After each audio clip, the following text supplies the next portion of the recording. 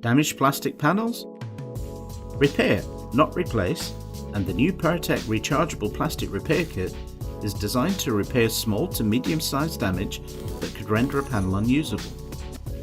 The kit comes with a set of tools and a range of consumables which makes it instantly ready for work. The plastic welding tool even includes an LED torch for repairs in light restricted areas. Let's get started on this damaged bumper. First, identify the type of plastic. Checking the reverse of the panel shows that we are dealing with PP, polypropylene. Therefore, the PP plastic filler rods will be used. Now remove the paint and key up the plastic, followed by V'ing out the crack to take the plastic filler. As the damage runs to the edge of the panel, we will now use the hot stapler attachment to stabilize and secure the area during the repair process.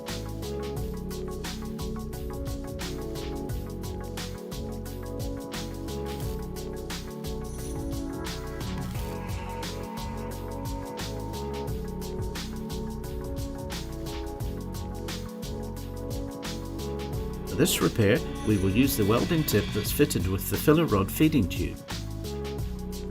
Key up the area to be repaired with the welding tip. Then steadily feed in the PP filler rod with the welding tip held against the panel.